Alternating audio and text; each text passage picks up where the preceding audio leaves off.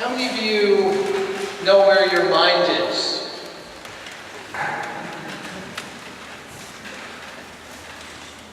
How many students know where your mind is? Can someone say where your mind is? Anyone want to volunteer and answer? Where is your mind?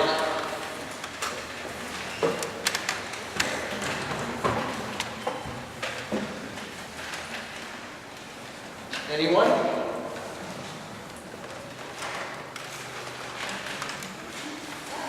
Yes, please. Pardon? Okay, you suppose in the brain. Can you feel it? No.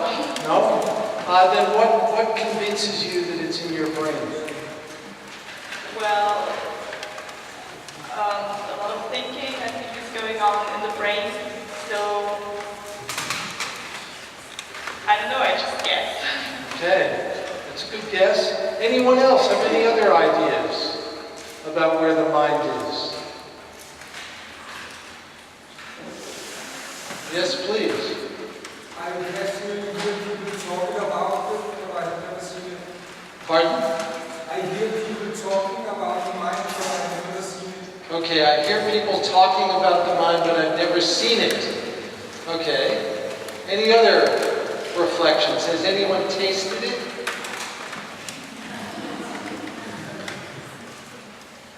Yes.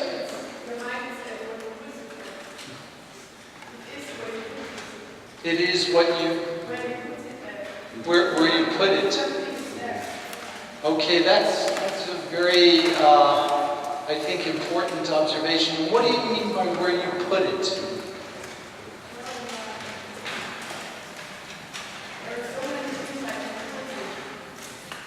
Wonderful. Okay, so there are so many places you can put it, and so it is where you put it.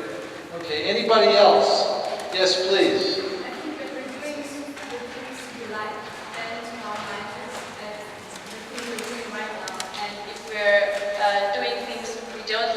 Then our mind wanders off. Wanders off. What happens when it wanders off? Where does it go?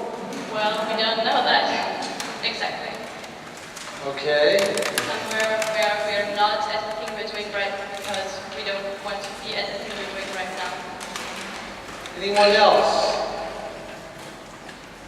That's a very important comment, and we'll come back to that. Yes, please. I think a mic is coming.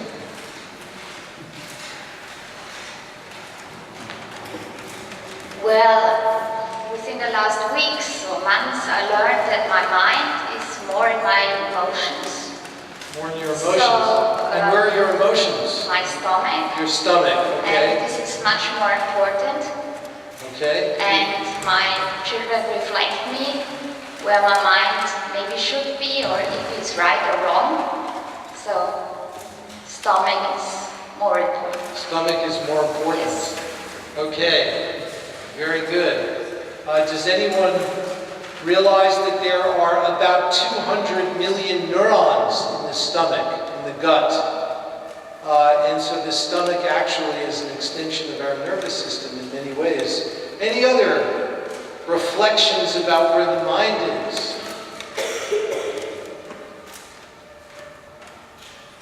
Or what it feels like? Is it always there?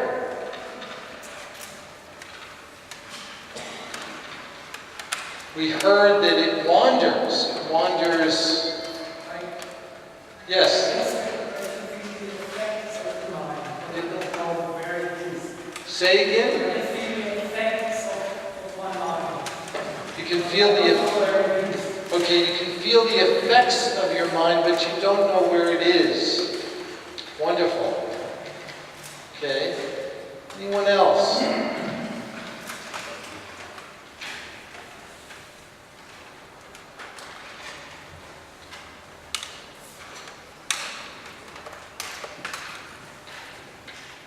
Any other reflections? How familiar? Were you going to say something? Well, I think that the mind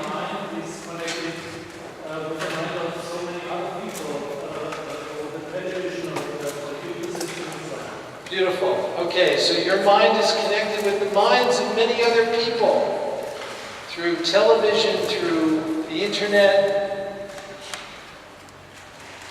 So it's a sense of our minds being extended, perhaps beyond our physical bodies in some way. Any other reflections? I see you're making what we call intention movements. Please.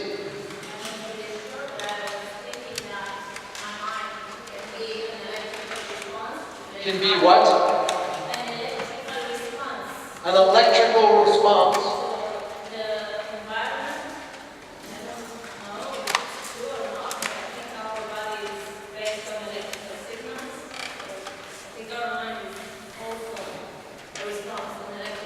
Okay, so this is the electric mind. Good. Any other thoughts, reflections?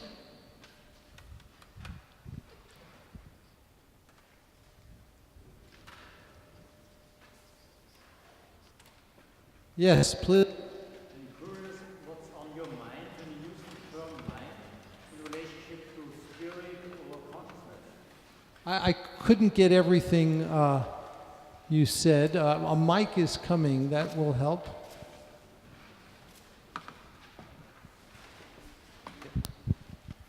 Thanks. I'm curious what is on your mind when you use the term mind in relationship to consciousness and spirit. Okay, consciousness and spirit. Wonderful. Thank you. So maybe we can think about consciousness and spirit for a few moments. What do we mean by consciousness? We often associate consciousness or awareness with our mind. What is awareness or consciousness? Does anyone want to reflect on that for a moment? Seems like our minds may have something to do with that.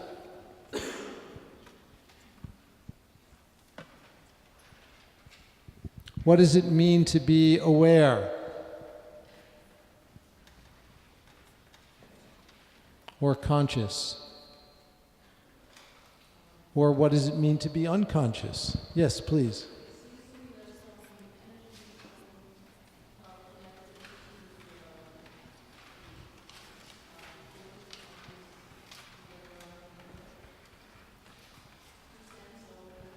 Okay, so, and this relates to a comment that was made earlier about our mind is what we direct it toward.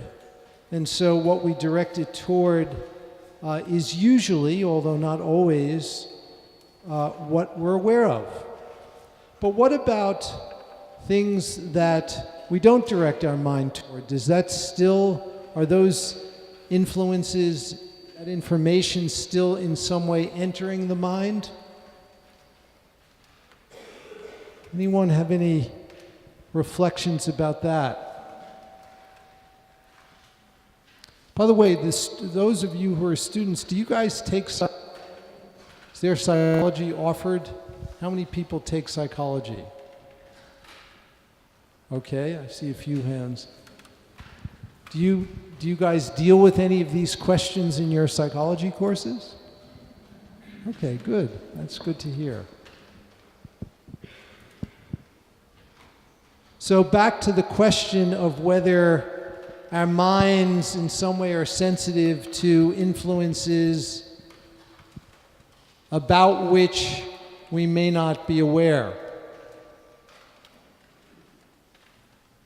It's a hard question because if we're not aware, it's hard to comment on what we're not aware of because by definition we're not aware of it. But does anyone have any reflections about that or observations? Yes, please.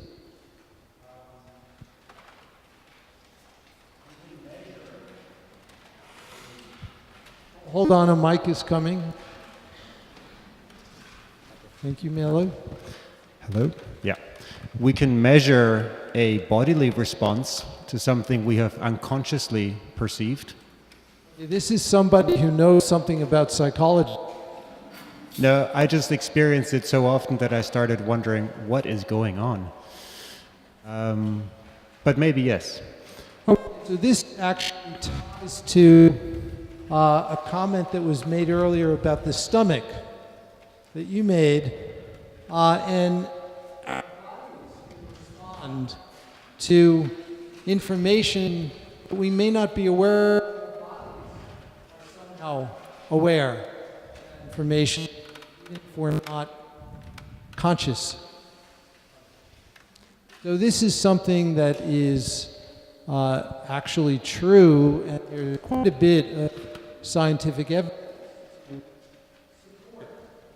what you're describing. Any other thoughts about awareness? Yes.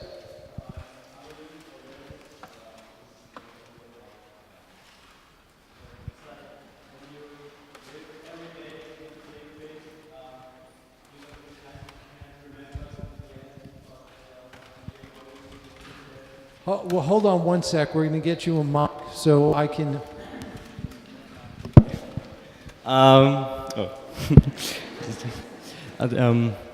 It's hard to say, but if you go to school, for example, every day, you can't really remember every single day. But when I look back at my 8 years of school here, there are some days or some moments I can remember. I think these are moments of awareness.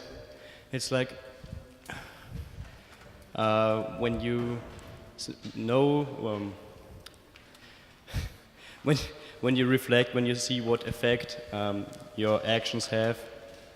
I don't know, I think it's hard to say, but... Okay, so I think I have a sense of what you're saying. Is awareness, do you think, is awareness something important for learning? Yeah, I think so. Okay. Any other reflection, please?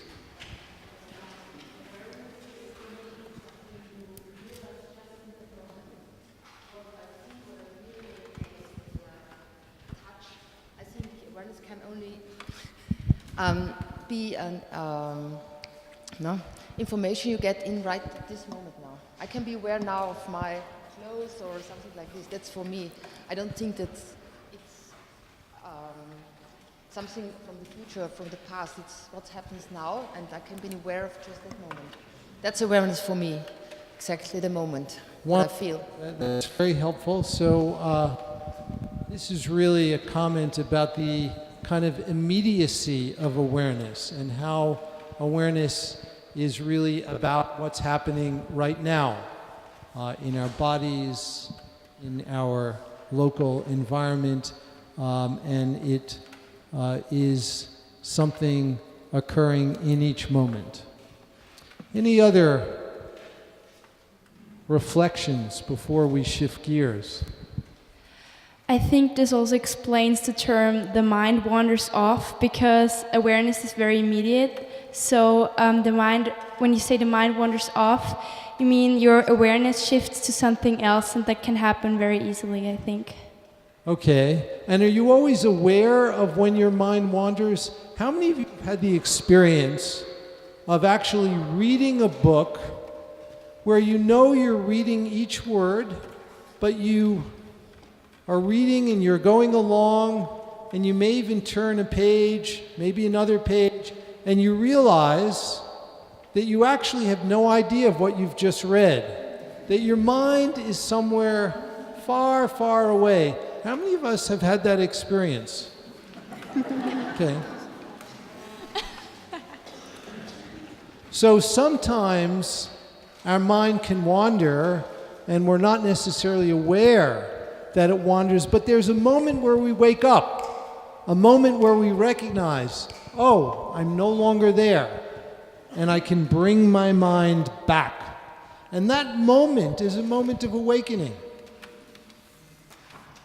And in neuroscience, we learned that there's something that happens in the brain just at that moment.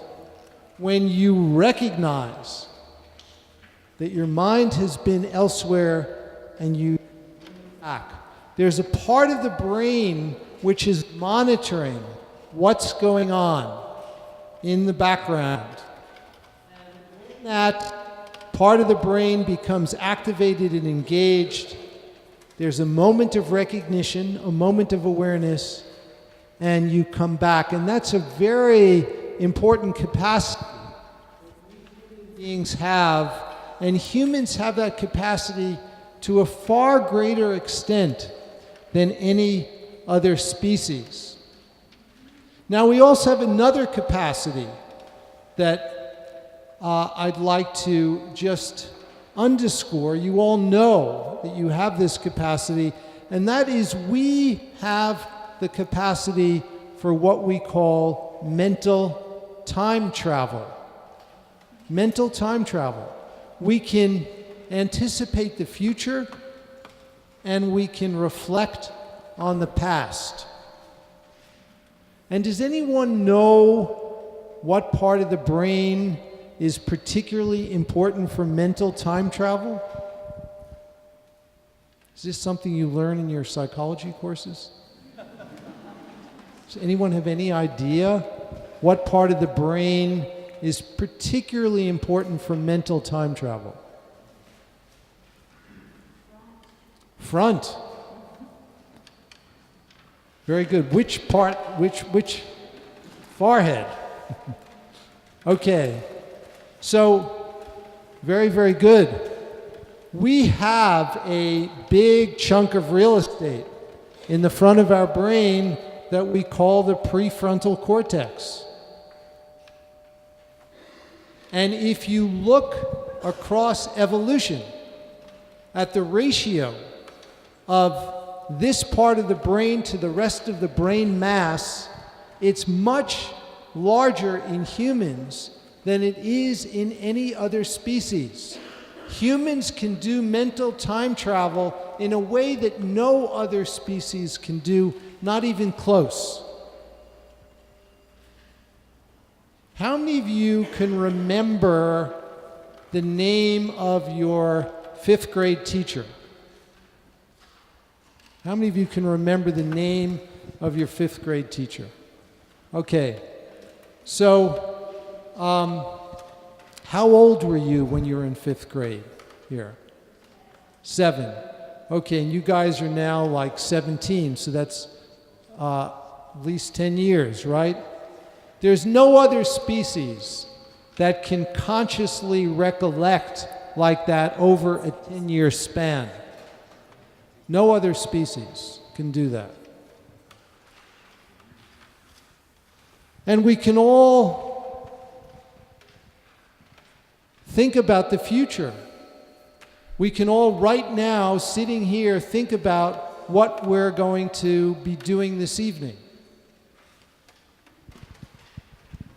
And again, no other species has that capacity. We can think about where we will be this weekend, in 3 days from now. And it's because we're endowed with this extraordinary machinery of the prefrontal cortex. Now, one of the things that is characteristic of the prefrontal cortex is that we have these amazing capabilities, and they allow us to regulate our behavior, regulate our experience in ways that no other species can do, but they also can cause a lot of suffering. There is no other species. Now here there's no good scientific evidence, but tell me whether you think this, you believe this statement. I'll make it as a declarative statement. Human beings have a greater incidence of psychiatric disorder than any other species. I mean, we may have crazy cats and dogs, but they're not as crazy as human beings can be. And why is it that humans have a greater incidence of psychiatric disorders compared to any other species. Can anyone just comment on that, given this little discussion that we're having? That humans are much more susceptible to suffering, to problems in this way compared to other species.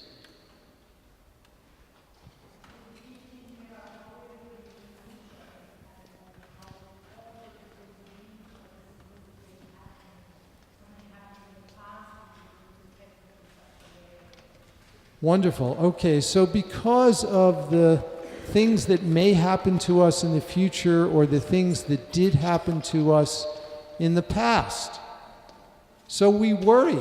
Yes.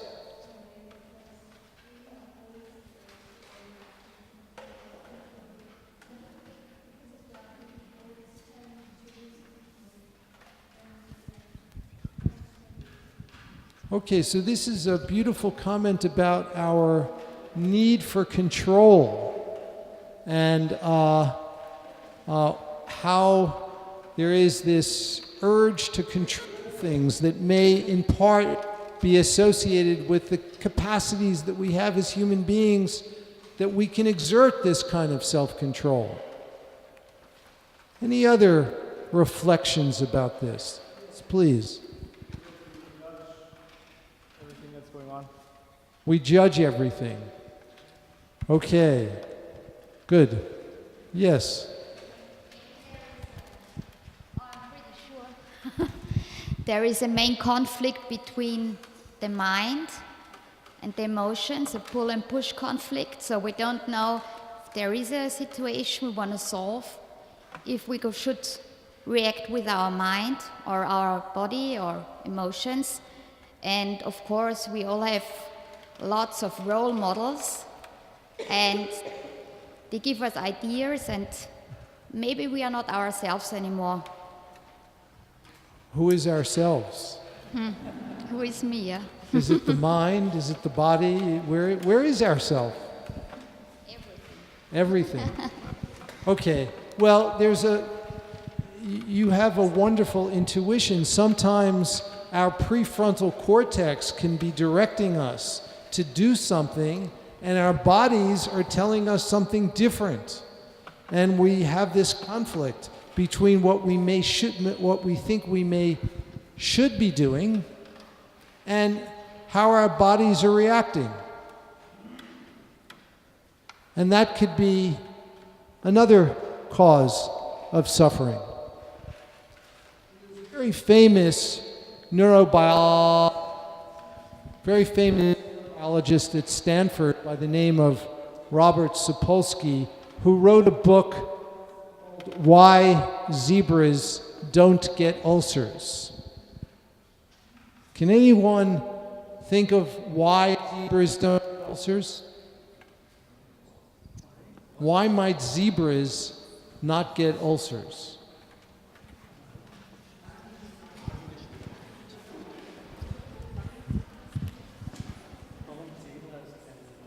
Anyone have any thoughts about why zebras don't get ulcers? Yes. Maybe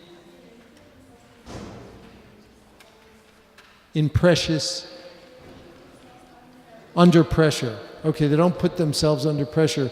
Any other comments, reflections? Yes.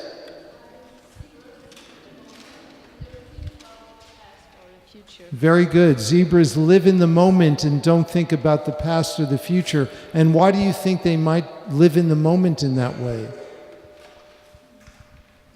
The question I'm wondering about is, if we have this great capacity, this great capacity, yes, to think about the future and the past and reflect ourselves. Why are we the only species that destroy the environment and the nature we are dependent on? Very important question. Yes, thank you for asking it. But your comment about why zebras don't get ulcers is really an important one, that they're not thinking about the future and ruminating about the past, and why might they not be doing that? Yes. And what might they be missing that You talked about how we have a very big frontal cortex. Thank you. And I guess it's not that big. Good. Yes, so zebras are much bigger animals than we are, but they have a really teeny prefrontal cortex. So they can't think about the future and reflect on the past in the same way, and so they don't get ulcers because they don't worry in the same way we do. They do not have the capacity for mental time travel. So, yes. Richard, how do we know what animals do and what they think, what they experience? Great question. How do we know what animals do, what they think, and what they experience? Well, in terms of what they do, we can observe them, right? So we can find out what they do. And in terms of what they think or what they experience, how do we know what a pre-verbal infant thinks and experiences? How many of you in this room are mothers or fathers? Okay. So I'll ask the mothers and fathers to reflect back, because we can do that, when you had very young babies before they could talk. First of all, I think you'll all agree that before they talked, they had thoughts and feelings. How did you know what they were thinking or feeling before they could talk? Like and dislike. Very good. Okay. Pardon? Watching them. Yeah. So there's a lot that we can infer about what's going on in the mind by observing really carefully.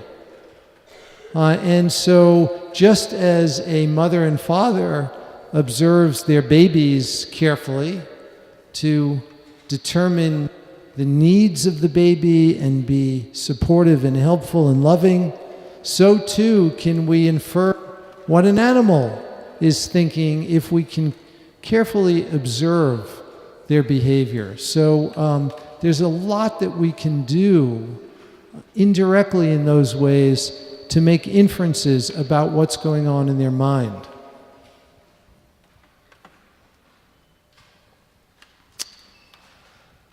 So, how many of you spend much time familiarizing yourself with your mind?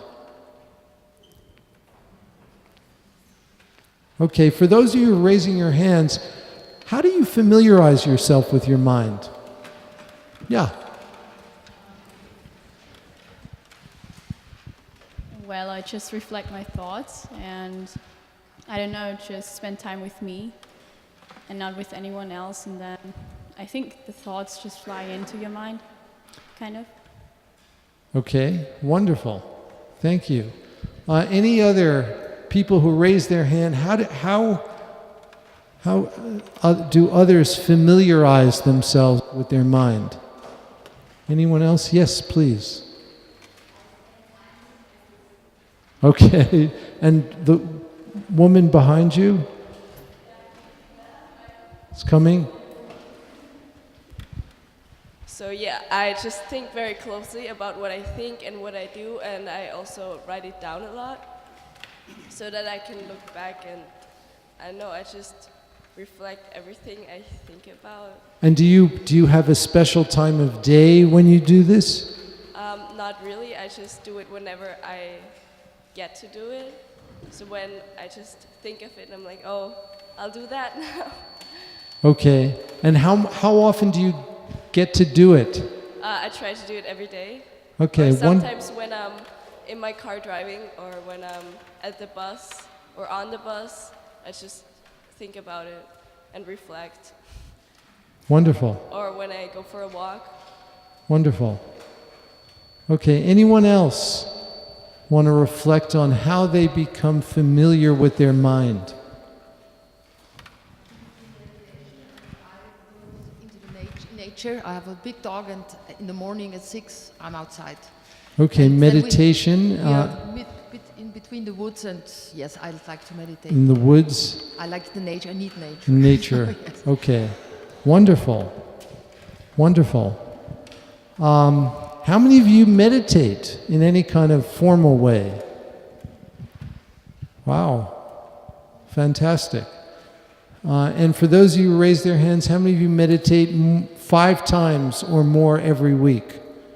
For however long? Okay. How many of you have never meditated before? How many of you have never meditated before? It's okay to raise your hands. How many of you have never meditated? Okay. One of the definitions of the word meditation in Sanskrit means familiarization. It is a process or an opportunity for us to actually become more familiar with the basic nature of our own minds. And today, in modern society, there's so much information around us. We all have digital devices in our pockets. We're constantly being bombarded by all this information that we don't spend, as a culture, we don't spend that much time familiarizing ourselves with our own mind. So, what I'd like to do now is to take a pause and let's spend a few minutes together familiarizing ourselves with our minds. And I will guide you through this. So let's please put away our notepads and our digital devices.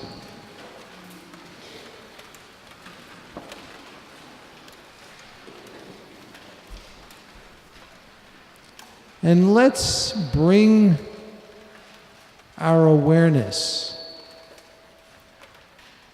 into the present moment.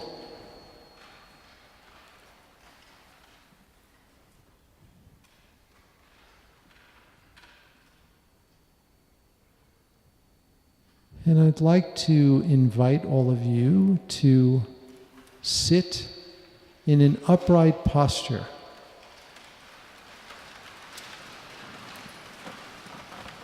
Not too tight, relaxed, but upright.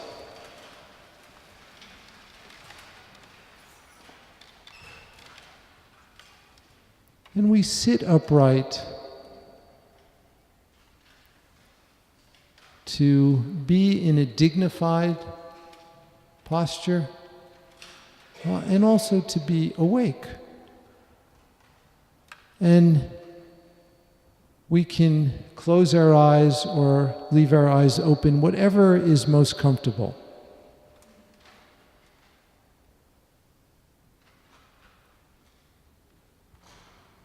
And let's begin by bringing our awareness into our bodies. We are minds together that are embodied. We all live in a body. And as was mentioned earlier, our bodies play an important role in our minds. So let's bring awareness into our bodies and notice our feet touching the floor,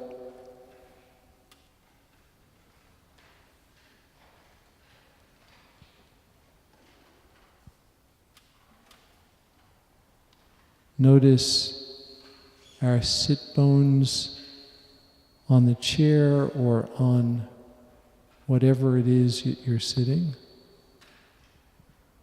Simply bring awareness into our bodies and investigate.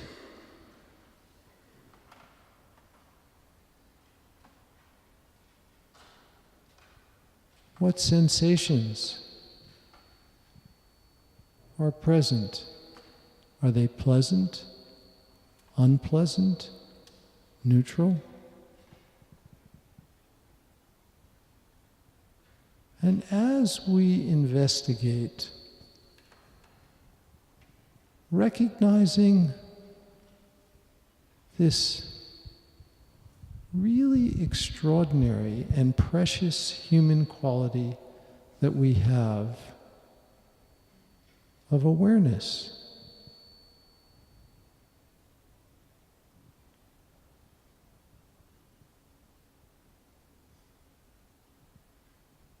Recognizing that we can know our bodies in this way.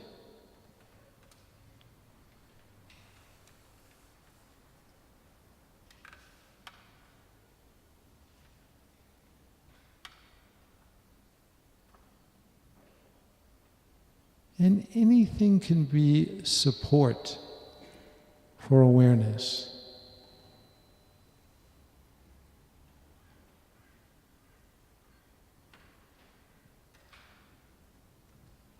And let's all now open our sensory doors further and become aware of whatever sounds may be present.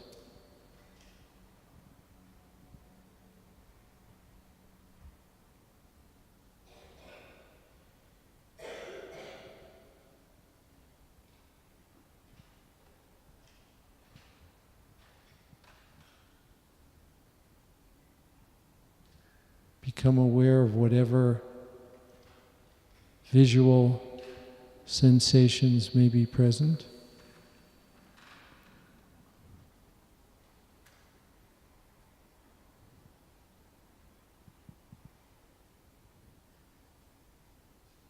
Whatever tactile or touch sensations may be present. Any tastes or smells. Opening all our channels, all our sense doors.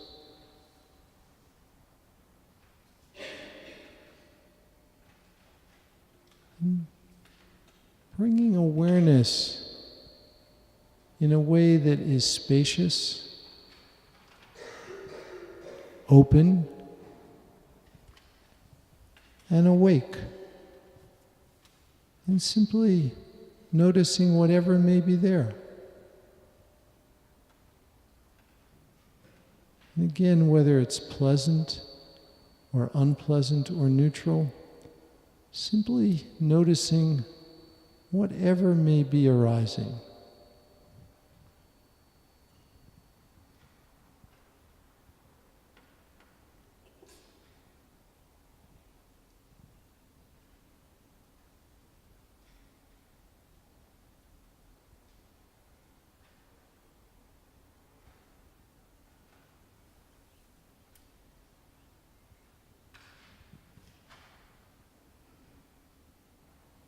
And if your mind begins to wander, as minds often do, simply bring your mind back to whatever is occurring in the present moment. This is a time to exercise our prefrontal cortex to be aware of what is happening in the moment.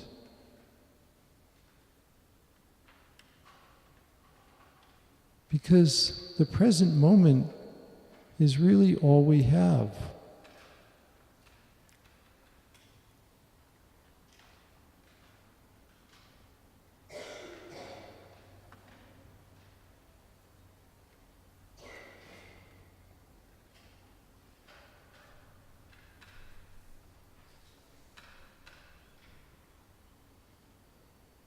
Okay, so for those of you whose eyes are closed, please open them now. And bring your awareness back to your surroundings. And for those of you who don't often meditate, how was that? Was that, anyone want to just reflect on that experience?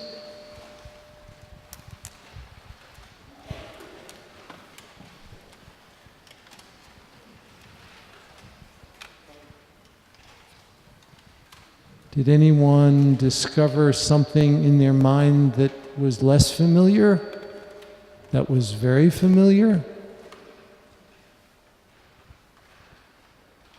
Anyone want to comment on what emerged for them?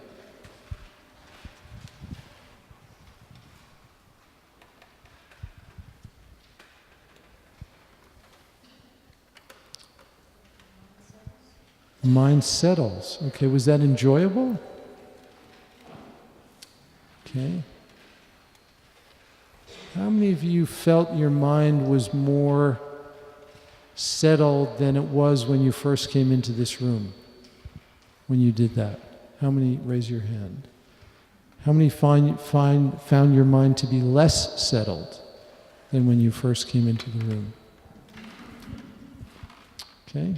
You know, often actually when we do this, it's not uncommon for people to see that their minds is actually less settled, because when you look into your mind in this way, we sometimes see how chaotic our minds are.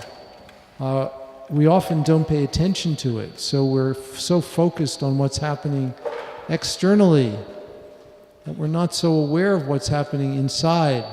And so for some people, sometimes, when we look into our minds in this way, it could be a little frightening to discover what actually is there. Any other reflections about this experience?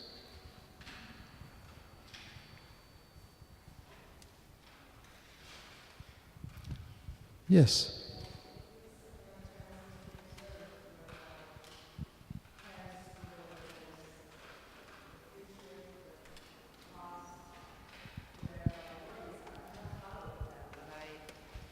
Me is like an instrument to be aware of what's happening inside, even though the focus is to stay with the breath and center.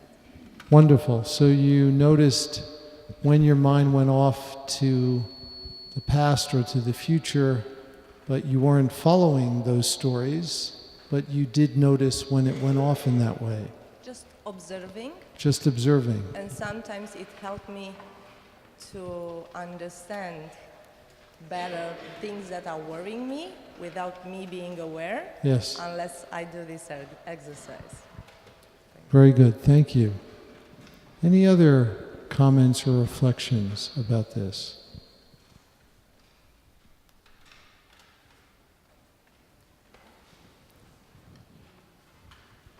Yes, please. Sorry, say that again. Meditating with such a big group. Such a big group. And it was really silent. It was okay for me, because normally you meditate alone or with 6 or 7 people. I liked it very much. Feeling the energy there. Very interesting. Thank you. Wonderful. So the added value, if you will, of doing this together in such a large group and the kind of impact that that has. Any other reflections?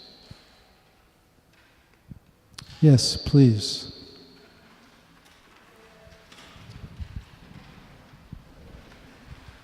Thank you. There hardly ever is time to actually be alone with your thoughts, because we're constantly stimulated in our society, because there's always something going on, and when we're bored, most of the time we just turn the TV, or there's something to stimulate us. So this such a time to actually settle down and be quiet and listen to what's going on inside of you and also inside your mind. I think that's extremely rare and also very precious. Yeah, wonderful. Thank you for that very helpful reflection. And for those who might not have heard, she said that when you're bored, we often do things like watch television or distract ourselves rather than actually noticing what's going on in the mind. Yes?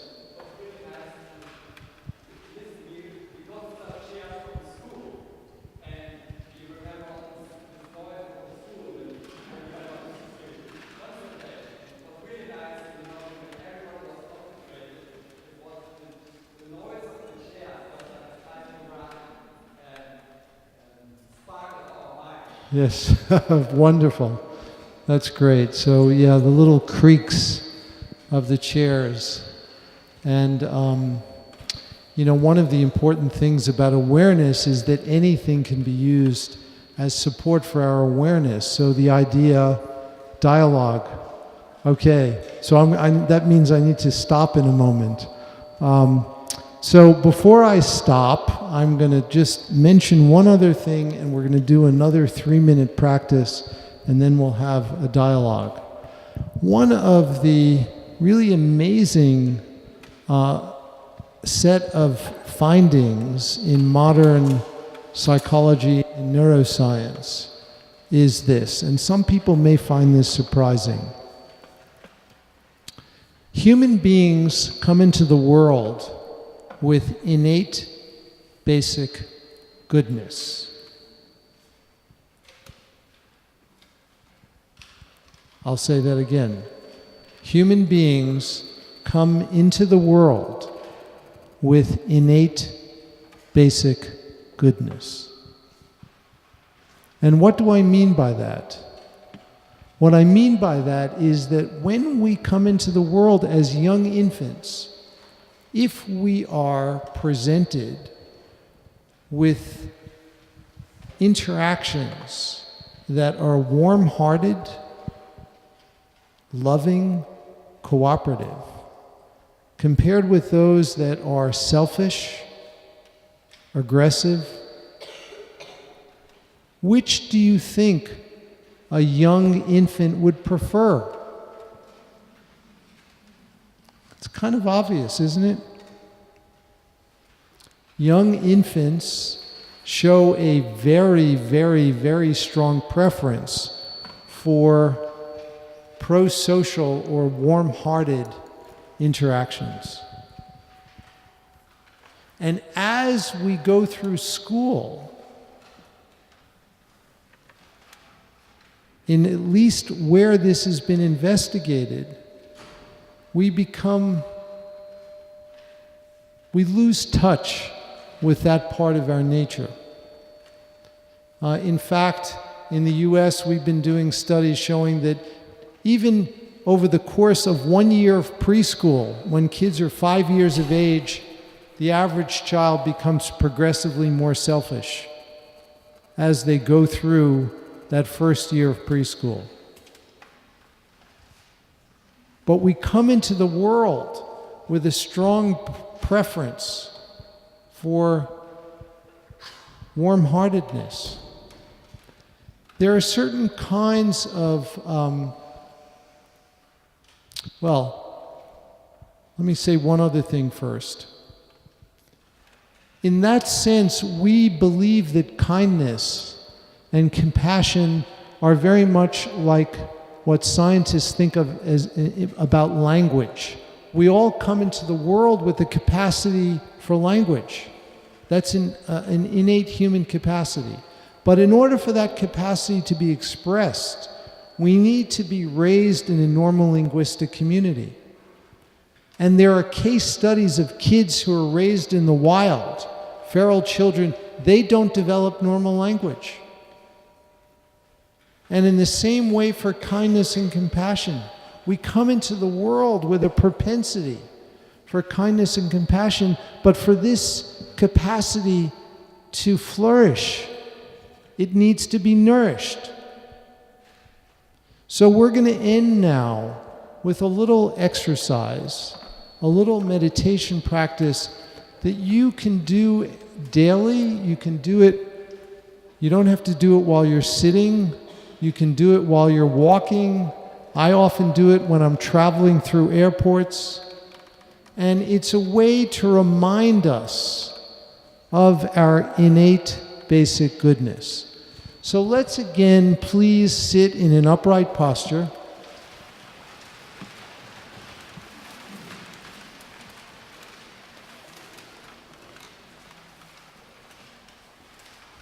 And again, we can keep our eyes open or closed, whichever is more comfortable.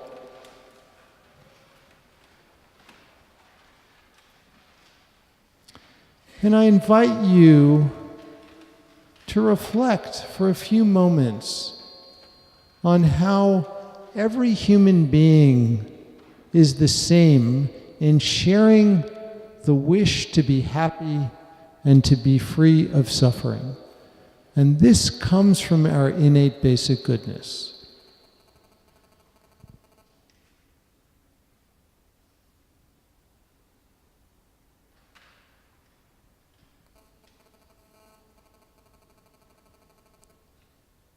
And we can do sound meditation in between.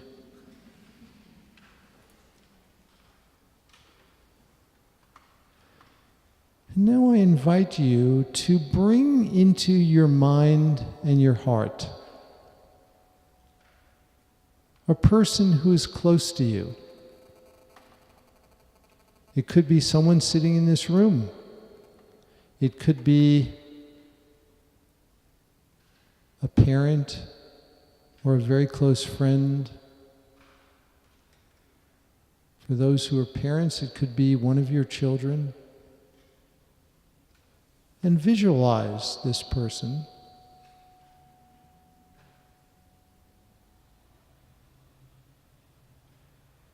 And bring them into your mind and your heart.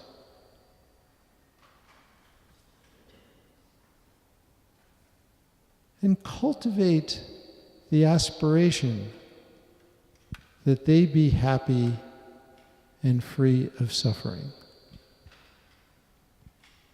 And you can use a simple phrase that you simply repeat silently in your mind. May you enjoy happiness and the causes of happiness. May you be free of suffering and the causes of suffering.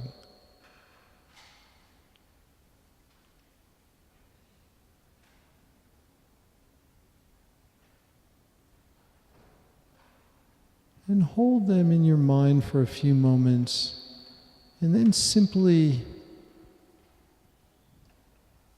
be aware of whatever may be present.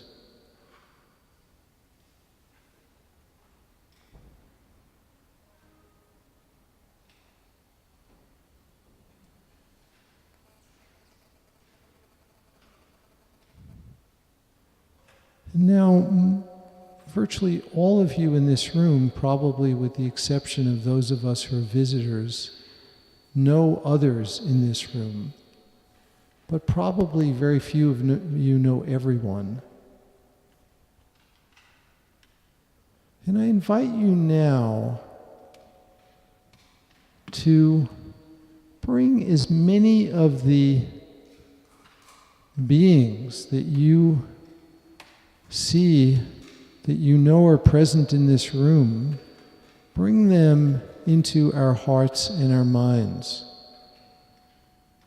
And let's simply repeat these phrases a few times for all of us. May we enjoy happiness and the causes of happiness. May we be free of suffering and the causes of suffering.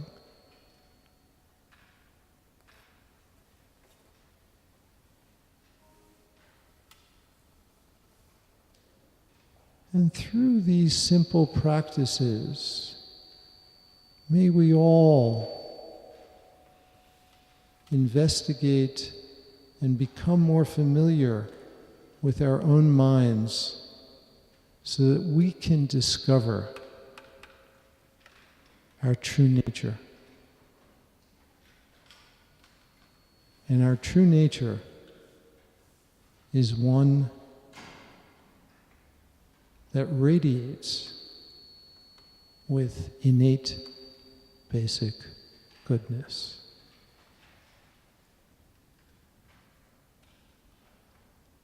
And whenever we end a period of practice, however brief it is, we gather whatever benefit may have occurred, whatever benefit we may have derived, and we dedicate the benefit for others, recognizing that all of us share the same wish to be happy and to be free of suffering. So thank you all very much. We'll now have a dialogue and then maybe a little time for questions.